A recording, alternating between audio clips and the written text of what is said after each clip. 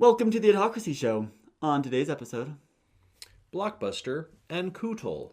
one succeeded while the other one failed. Why is that? We'll be right back.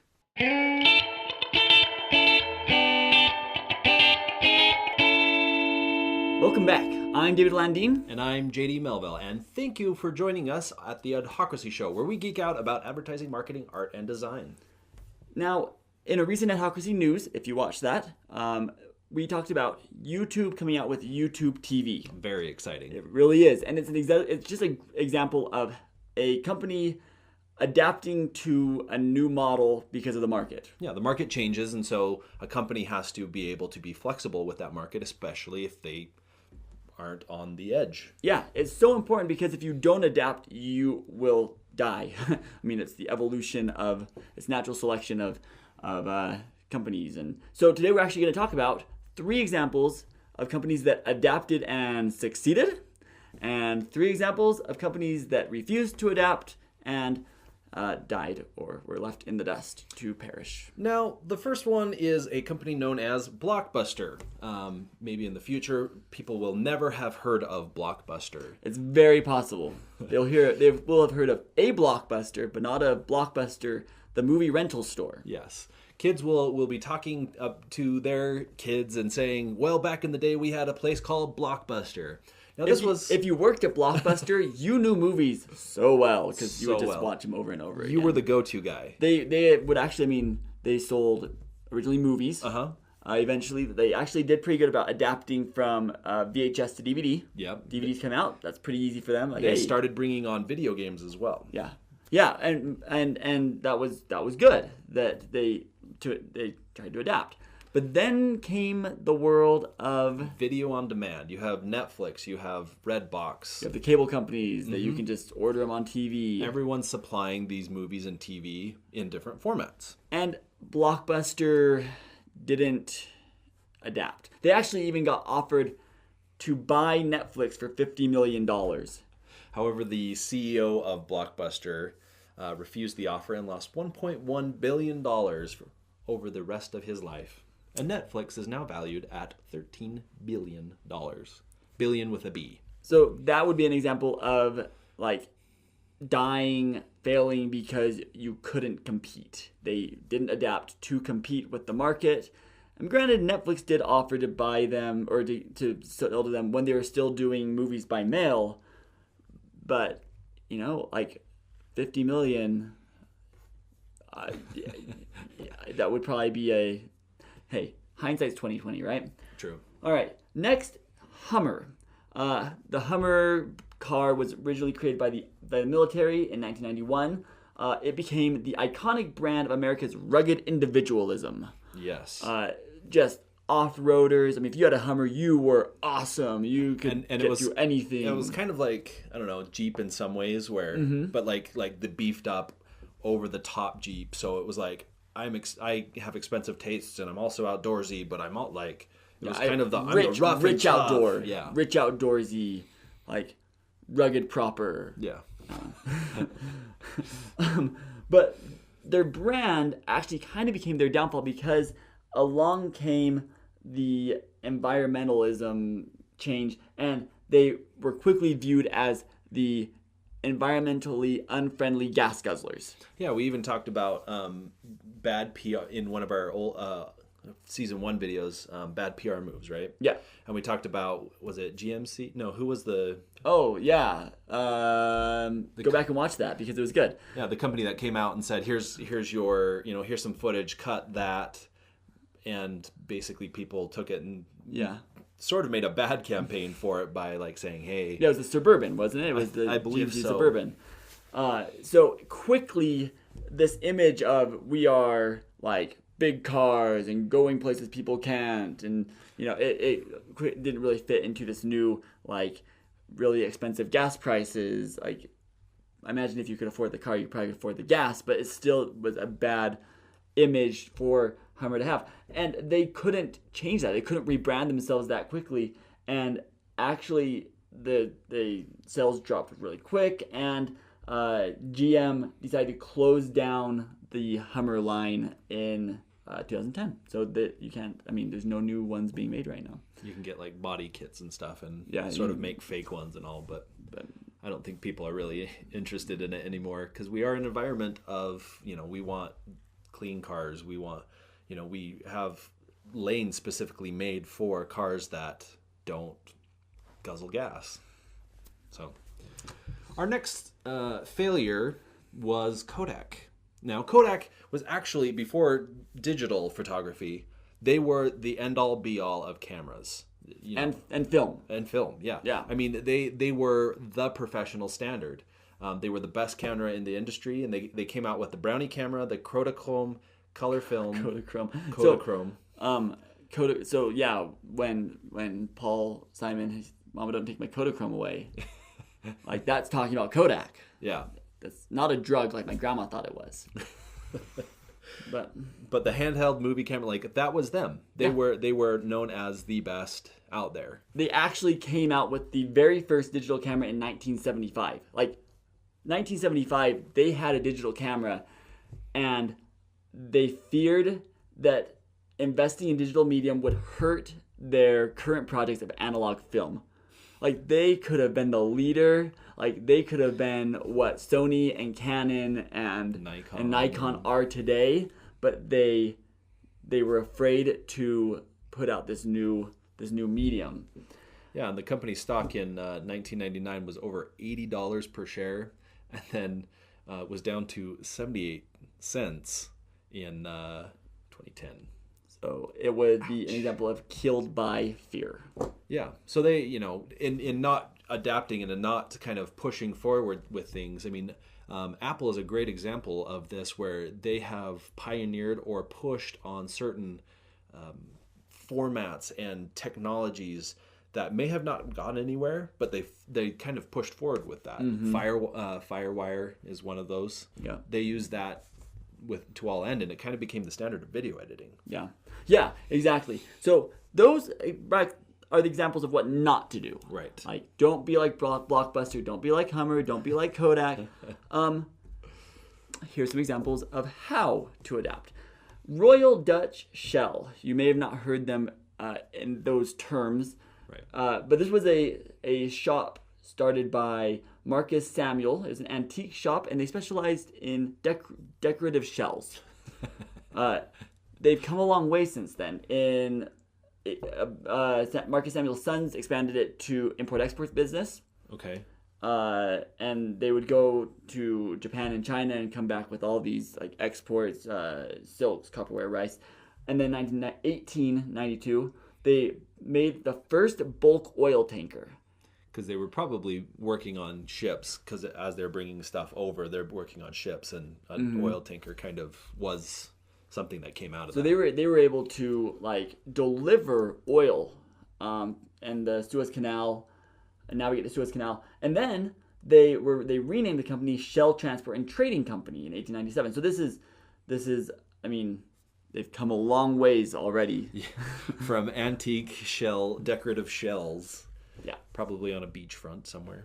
1907, they became the Dutch Royal Petroleum Company, where they aligned with them, amalgamated. That's a new word. That is a new word. Amalgamated. And then today, Shell, that the company, the oil company Shell, is the fifth largest company in the world, according to the 2015-2016 revenues. So imagine if they had just stayed in their original, hey, we're just going to be a collectible shop. They thought bigger and bigger, and as they did... Yeah, they adapted to what they needed to do. They took risks. They came a long way. Yeah, because I mean, I could see how, like, okay, we make our own decorative shells, but okay, we can make more money on if someone else decorates them. Okay, China. Let's start bringing stuff over there. Well, hey, look, here's some cool stuff that we can bring over that people don't have. Yeah. Like they rolled with what was working and what they saw as an opportunity. Well, this is actually even an industry. The oil industry is still adapting. I mean, you have to adapt with clean energy. Oil is frowned upon. I mean, it's needed, but you can't like just be this huge oil. You have to keep adapting, and they've shown that they can adapt. They've shown us that they can adapt to the market, and so it'll be interesting to see what they do in the future. Yeah. Our next success would be National Geographic. In 1888, the National Geographic Society published their first magazine. In 1914, they printed the first color photographs in exotic locations. So that's kind of been their thing. Like, they've always been known on like exotic kind of pictures and kind of out there type stuff. If you don't know National Geographic, what we're talking about with the magazine, like just go look on any like find a person over the age of 70, and they have one. I guarantee it. And this was their model of business for quite some time. I mean, that was what they did. They were known as the National Geographic magazine. And they were fascinating. Like, they were really fun to look at. Awesome pictures. They had awesome articles. Like, they were a very prestigious magazine. But in the 1990s, we started getting things like the internet. Things started changing. People were consuming content differently. And National Geographic started seeing that their readership, or the younger readership, wasn't going to read as much in their magazines. And so they had to change. They had to adapt to that. So what do? You take the National Geographic brand. You've created a brand, and then you take it over different medium platforms. They created the National Geographic channel in 2001, and they left the nature documentaries behind and started showing stuff like Border Walls and Ultimate Survival Alaska, which became big hits. Like, they adapted to whatever market they needed to be in, still keeping a brand of going to exotic locations, seeing different cultures, but more of a reality TV thing. Very interesting. And now, like, even today, they've been doing a lot of stuff with social media. Their Snapchat is a huge one where they will post amazing pictures on Snapchat, and you can look at their story. Their Snapchat. Yeah, they have some really cool stuff there. They're even furthering their furthering. They're even changing even more because people have known them now as the National Geographic Channel. There's a whole generation that has known it that way. Mm-hmm. They're actually going to be dropping the name Channel, and it's National Geographic, and they're adding further to their name. So they're actually looking at how things are changing, and they're understanding what their purpose is and what their niche is. And hey, we know exotic locations, we know foreign areas that we can make look beautiful, and yeah, exactly. So again, they're still adapting. They're not just sitting still saying, no, buy our magazine. It's really cool. Yeah. Or the obvious solution would have been like, hey, let's just make it into a e-magazine. Yeah. So, our last company is a company called Kutol. You may not know the name per se. Some older people may. Yeah. We'll reveal the name at the end of the story. Ooh, interesting. It actually started as hand cleaner. Which when they had their hand cleaning business, they actually were going to sell all of their assets, give it away, close the company. But Cleo McVicker kept the company barely afloat and tried to find ways to keep it viable. He wanted to make sure that it was okay. In 1933, he struck a deal with Kroger grocery stores and sold them 15,000 cases of wallpaper cleaner. So one of the big products that they came out with was wallpaper cleaner, and they were known for wallpaper cleaner. This is during the times of the coal-burning stove. So you would your wall to be covered in soot, and so you would take this cleaner and you would rub your walls with it and take off all of the soot and clean your wallpaper. Yeah, and he didn't even know how to make it. Like, he just said, "Yeah, well, we'll sell it to you. Here you go." And there was a penalty of $5,000, which today would be like $90,000 if he didn't deliver on time. So it was like his brother could make it, and it became a big income for the company. This was their main thing, was this wallpaper cleaner. Yeah, and so one of the things that happened is that the world shifted in a big way. Coal burning stoves were started becoming a thing of the past. Vinyl wallpaper came out. Yeah, easy to clean with a washcloth. And so you really didn't need this wallpaper cleaner, and they kind of flatlined really. That really could have been the end of the story. Yeah, right there. It's like, well, it shifted. To add to that, Nobody wants wallpaper cleaner. Yeah. To add to that, Cleo actually died in a airplane crash. and Noah McVicker, the nephew of Joe McVicker, replaced him. So here's the company. They've got next to no sales because nobody wants wallpaper cleaner. Nobody needs it. Only people who are used to using it maybe are buying it.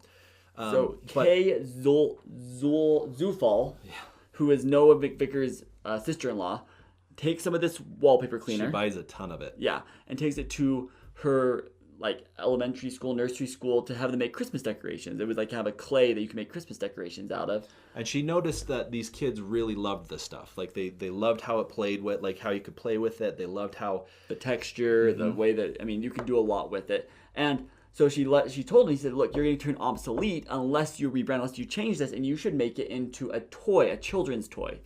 And so they actually removed the detergent, the cleaning part of it, and added some color. And Joe wanted to call it Kootle's Rainbow Modeling Compound. Luckily, Kay was there and came up with the word Play-doh. Because of its properties. It was a dough, and you played with it. And that stuck. And you probably heard of that one, huh? You probably haven't heard of Koodle. And if it had been called Kootle's Rainbow Modeling Compound, that's another you probably would have just, who wants to buy that? They started selling the stuff in stores or to elementary schools, and then stores started picking up, and it has continued to grow. The biggest thing was Bob Keeshan, also known as Captain Kangaroo, used it on his show. And Captain Kangaroo. And it became a national hit. And so much so that we actually covered in our news story how they are copywriting the smell of this product. If they're trademarking their smell, and so not only have they become a national sensation, they've also become a national scent-station. Oh, no. I'm bringing my A game today. Yes, you are. What other companies do you know of that adapted or did not adapt and died? Let us know in the comments below. Yeah, if you like what you saw here, make sure we'd love it if you could subscribe. And you can also follow us on Instagram, Twitter, Facebook. And you can like this episode. You can do so much to show us your love. Thank you so much for liking, commenting, sharing, and subscribing to our videos. And to kind of, get your week a little bit more momentum, here is a video for you to watch. Today we'll be counting down our picks for the top 10 brands that failed. Number 10, Lehman Brothers. Kicking off our list is... Get your week a little bit more momentum, here is a video. Picks.